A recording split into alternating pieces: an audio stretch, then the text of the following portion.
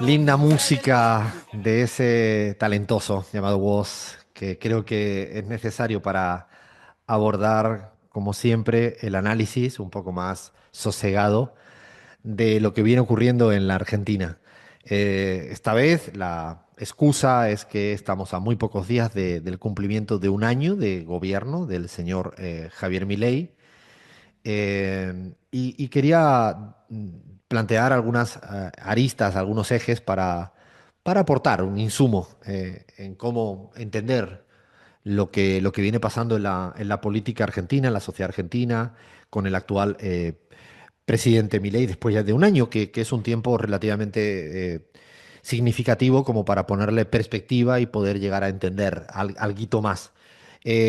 Lo primero que quisiera decir es que creo que con este periodo Javier Milei me parece que ha estado tan protagónico en la agenda política y en la agenda mediática en la Argentina en este tiempo. No ha sido un presidente que ha querido pasar inadvertido, que ha preferido evitar estar en el centro de todas las miradas y de todos los focos. Ha decidido un gobierno muy proactivo, muy queriendo estar presente de una u otra manera.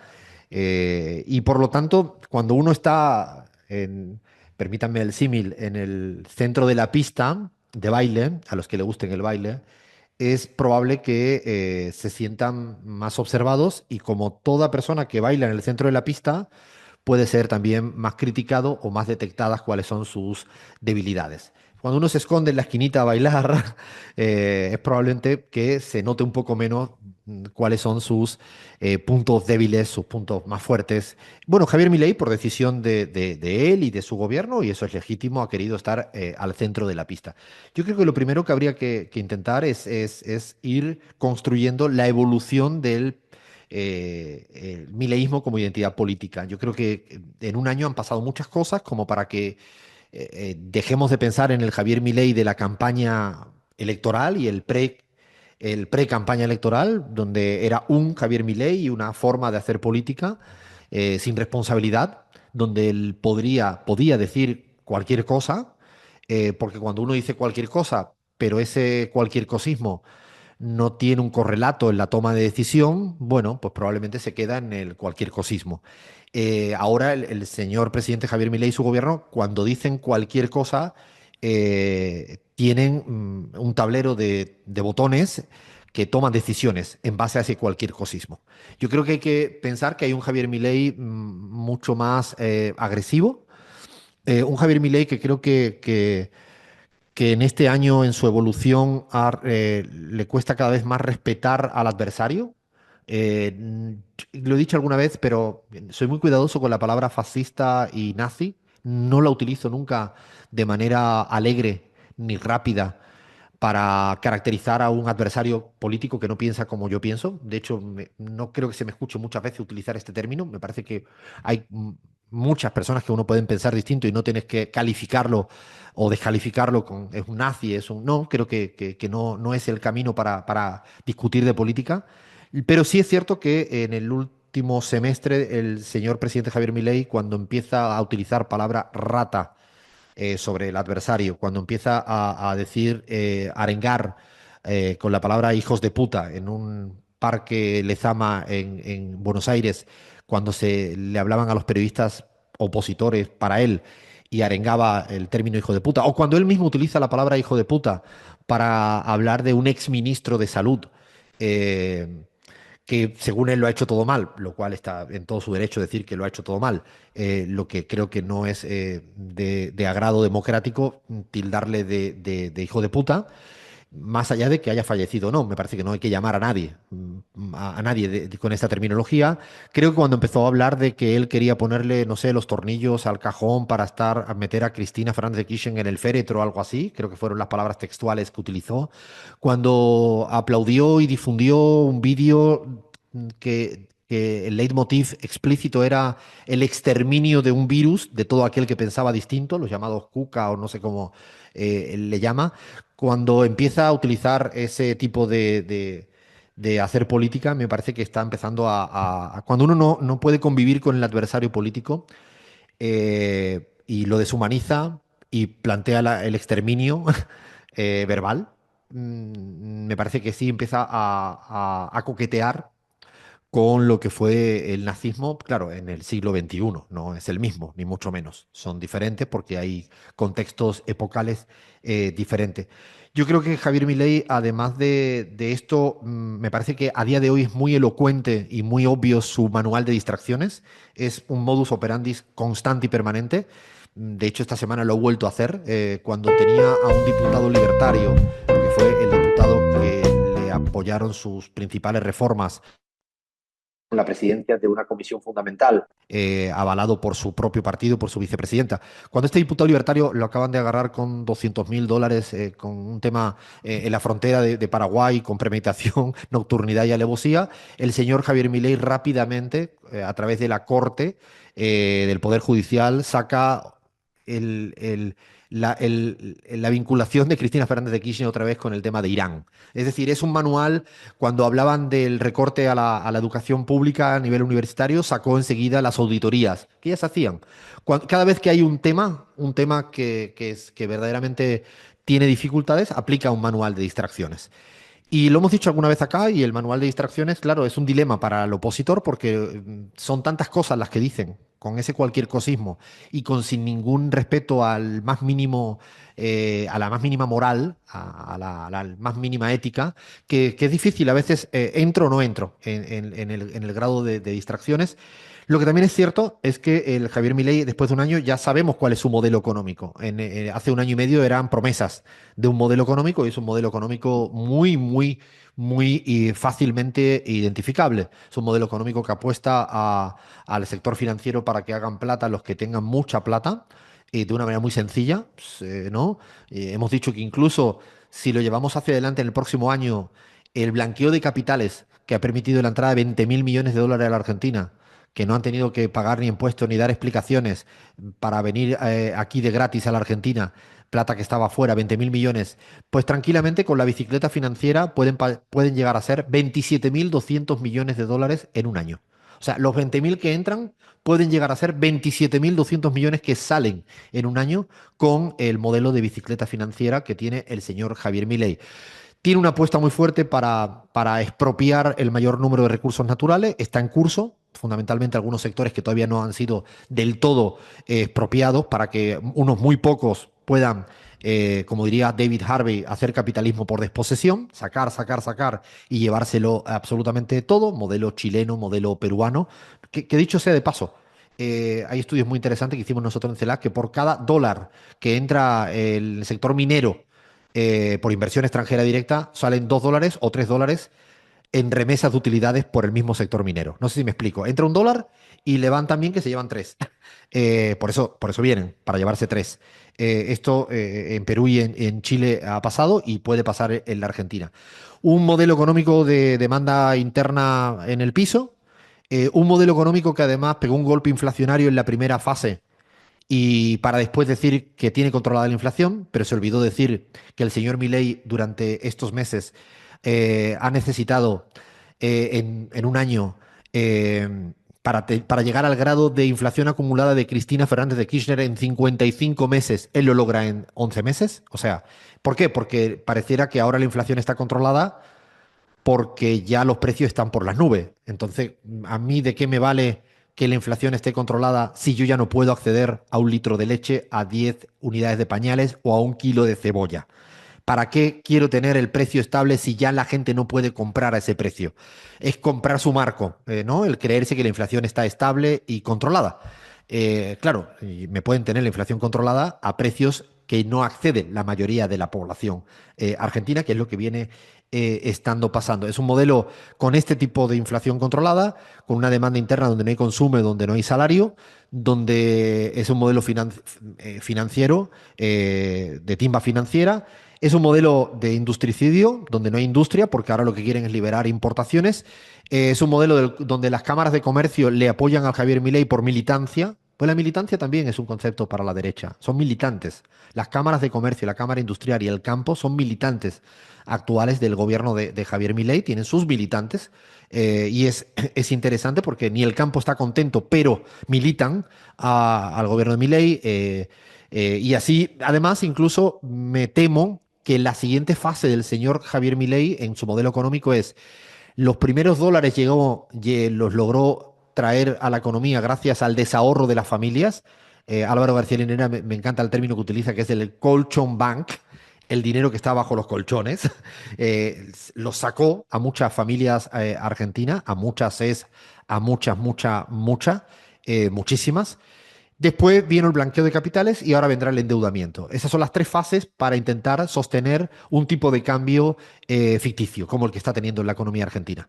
¿Cómo lo hace? Trayendo dólares, no por inversiones productivas, sino quitándoselo a las familias con el desahorro, blanqueo de capitales y ahora con endeudamiento. Ese es el modelo. Ya lo podemos analizar al modelo cruel, al modelo deshumanizado, al modelo social de empobrecimiento. A ese modelo lo conocemos. Pero si me permite la reflexión complementaria, y es que lo que ha hecho Javier Milei sobre todas las cosas, y es muy interesante, es una suerte de truco de magia, de ilusionista. ¿Qué hacen los trucos de magia? Es que tú le prestes la atención a la mano derecha si lo que vas a esconder está en la mano izquierda, ¿no? Esto es lo que hacen los grandes magos, que no es mi caso. Lo que ha hecho Javier Milei es muy interesante porque nos ha llevado, y hago mi mea culpa absoluta, creo que nos ha llevado a analizar más al dedo que tapa el sol que al sol. No sé si me estoy explicando. Ha logrado que hablemos más de Milei que de la sociedad que se banca a Milei. Estamos más centrados en Javier Milei porque es un presidente protagónico, proactivo y por todo lo que acabamos de decir, y es importante, como no, analizar al presidente, pero ha logrado que nos fijemos cada vez menos en la sociedad que está de alguna manera avalando, apoyando, resignada, tolerando a Javier Milei. Pues yo creo que esa sociedad es la que debemos de que cada día estudiar un poquito más. ¿Cómo está la sociedad con qué piensa, qué está pensando? Yo creo que ahí hay muchos matices. Ni toda la sociedad está aplaudiendo a Javier Milei, creo que hay una parte de la sociedad que está militando a Javier Milei, desaforadamente, tienen su derecho, defienden las ideas, militan, aplauden, disputan su batalla cultural. Hay un porcentaje de la sociedad argentina que, por cierto, siempre repetimos este dato, pero es fundamental para entender esta parte de la sociedad que está a favor de las ideas de Javier Milei. En el año 2003, la sumatoria de los votos de López Murphy y de Menem sumaba 41%. En el año 2019, cuando Macri estaba en el peor momento, sacó 40%. Lo que quiero decir es que hay un 40% del valor, es lo de menos en la hiperprecisión del valor. Hay un bloque de la sociedad argentina que tiene ideas que defienden estos modelos conservadores de ultraderecha, de derecha, llámenle lo que quieran, ahora le llaman libertario, porque en el fondo es lo mismo, ¿no? Hay algunas cosas diferentes, pero hay otras cosas de privatizaciones, todas estas son prácticamente un déjà vu. Yo creo que es interesante esta parte de que ese 40% es un 40% siempre presente y que ahora está con el señor Javier Milei porque ha desaparecido en el imaginario las figuras de Macri, el PRO y todo lo que ocupaban ellos durante una década en la Argentina y ahora lo ocupa otro. Luego hay otra parte de la sociedad que yo creo que está resignada, que no sabe qué hacer, no sabe. Y ahí es donde viene para mí la gran duda, que yo creo que es mucho más interesante incluso que caracterizar a Javier Milei, que yo no tengo una respuesta. Es cuánto está metabolizando la sociedad argentina la, el vivir mal.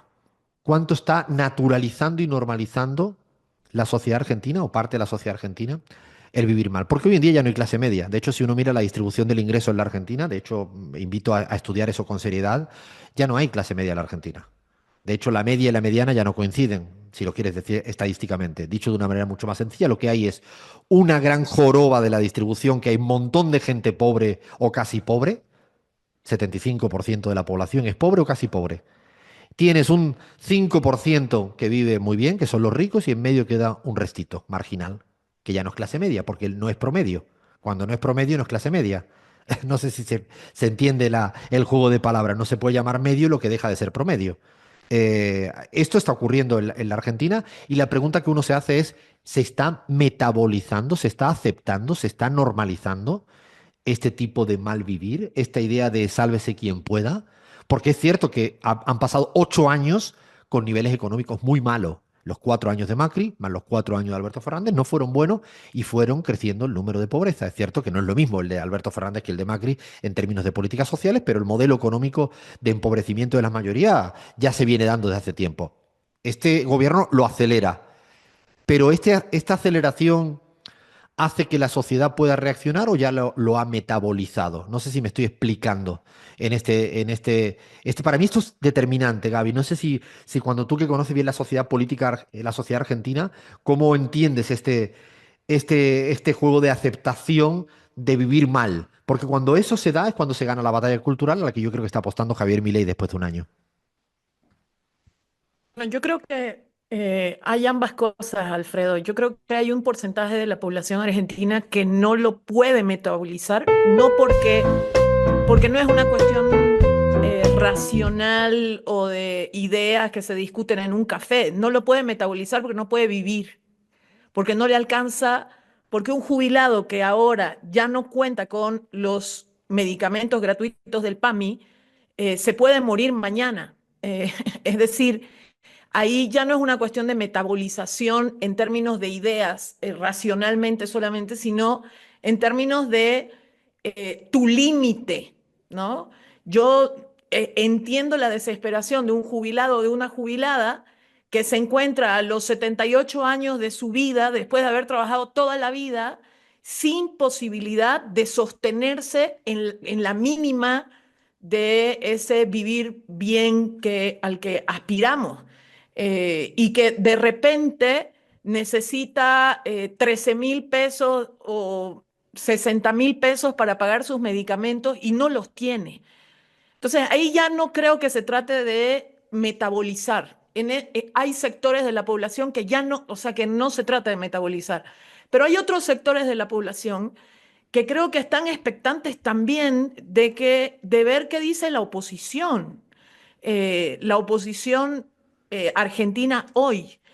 Y ahí veo mucho silencio, no, no hay líneas claras y entonces la gente dice, bueno, hay que vivir con lo que hay que vivir. Y ahorita nos quedan 4 años de mi ley por delante y ni modo y tenemos que ver cómo arreglárnosla, ¿no? En ese sentido, yo dejo una hipótesis para seguir explorándola y es cuánto esta parte de la sociedad argentina que todavía puede permitirse el lujo de metabolizar o no, porque la otra ya no puede, como tú bien planteas, Gaby, de alguna manera hay una suerte de historia reciente en la Argentina que es, ya vamos a salir de esta. El estar acostumbrado, que en la historia le he demostrado en diferentes momentos, ya vamos a salir de esta. Cuando uno se acostumbra al vamos a salir de esta, al final tiene una expectativa que a veces uno no lo puede explicar. De hecho, todas las encuestas te dicen lo mismo. La gente que incluso todavía se banca a Milei piensa que se vive peor en este año, pero tiene expectativa de que se viva mejor. Esta disociación de presente y futuro que a veces nos cuesta trabajo entender, porque no es un hilo conductor. Yo creo que eso es sumamente importante. Ahí la pregunta que hay que hacerse hacia adelante, y este año yo creo que está un poco huérfana, es 11 millones y medio de ciudadanía argentina que no apoyó a Javier Milei en segunda vuelta en la Argentina hace un año. 11 millones y medio que si no se le representa, se seguirán yendo. De hecho, hicimos un ejercicio entre la pizarra y CELAC Data que resultó muy interesante y es una suerte de preguntarle a la ciudadanía precisamente que no votó a Javier Milei en segunda vuelta, ¿no? A la gente que no está de acuerdo con Javier Milei, le preguntamos simplemente porque nos dijera una palabra, por Milei, por sociedad y por oposición. Repetimos que no es una encuesta, porque es el centro de la gente que responde, la mayoría de la gente que responde son gente que no son afín a Javier Milei, pero es interesante para tener un termómetro de esta ciudadanía no afín a Javier Milei. Cuando le preguntamos, hay como 4.000 casos, una cantidad de respuestas que por cierto le agradecemos enormemente, mucho a toda la gente que se ha tomado su tiempo para contestar una palabra por Milei, oposición y sociedad. Vaya, si en la palabra Milei, quitando los insultos que no nos interesa y no los vamos a volcar, ¿cuáles son las 4 o 5 palabras que más aparecen? Bien, la primera, Alfredo, es crueldad. Luego viene perverso, sádico y destrucción. O sea, son palabras que uno podría esperar de una mayoría, de una sociedad no afín a Javier Milei. Y eso, entre comillas, a mí no me genera casi ninguna sorpresa porque son diametralmente opuestos y lo sí interesante es que utilizan la palabra crueldad, ¿no? Repetimos, la palabra es crueldad, sádico. Luego hay otras, ¿no? Que aparecen también constantemente. Dime algunos otros ejemplos que hayas encontrado en esas 4.000 respuestas, repito. Bien, vamos con, bueno, psicópata, fascista, desastre, desquiciado, títere, dictador, cipayo, tirano, sociópata, O sea, violento, hay palabras insensible. muy duras en este Ujú. bloque de la sociedad intensa políticamente en contra de Javier Milei, donde no le regalan nada. Digo, repito, ese es el objetivo. Ahora, la parte que más me importa es qué piensan de la oposición. O sea, ¿cuáles son las palabras que más dicen para describir a la oposición, que serían donde ellos se encuentran? Eso es lo interesante. ¿Qué le dicen? Bien, las principales palabras son ausente, cómplice, inexistente, desarticulada, dormida, adormecida, débil, inoperante, dividida, impotente, vendida, desorientada, desorganizada, perdida. Esto es para poner en un silencio importante. Están hablando la sociedad opositora sobre la clase política opositora. Estas palabras, repite las tres, cuatro más importantes, vaya, porque es lo que piensa la sociedad opositora a mi ley sobre la clase política opositora a mi ley. Bueno, las principales, volvemos a repetir, inexistente, dormida, desarticulada, ausente y cómplice. Creo que lo dice todo, prácticamente no requiere ningún análisis, ¿no? De qué está pensando la sociedad opositora sobre la clase política opositora. Y para terminar, ¿qué piensa la sociedad opositora sobre la sociedad en general, en su conjunto, sobre la Argentina? Bueno, Alfredo, la principal palabra que salió es anestesiada y le siguen dormida, ignorante, fragmentada, egoísta, idiotizada, cómplice, indiferente. Fíjense que yo en la parte esta es muy interesante como la sociedad opositora a mi ley está dividida en cómo ve a la sociedad en general. Una es como enojada con la que se banca mi ley, ¿no? Que dice palabras fuertes, desde egoístas y algunas otras inclusive aún más individualista, ignorante, ¿no? Son palabras duras de crítica de por qué lo votaron, más o menos. Pero luego esa sociedad opositora también está planteando que la sociedad en su general está anestesiada, que está adormecida, que es apática, que es indiferente. Es interesante cuando vemos el conjunto de palabras, el mapa de palabras, a partir de 4.000 respuestas, insistimos que es un dato para que nos llame la atención, para poder estudiar. El próximo martes vamos a hacer lo mismo, lo vamos a compartir en las diferentes redes sociales de la pizarra y desde la Data, pero el análisis de 45 consultas que hemos hecho.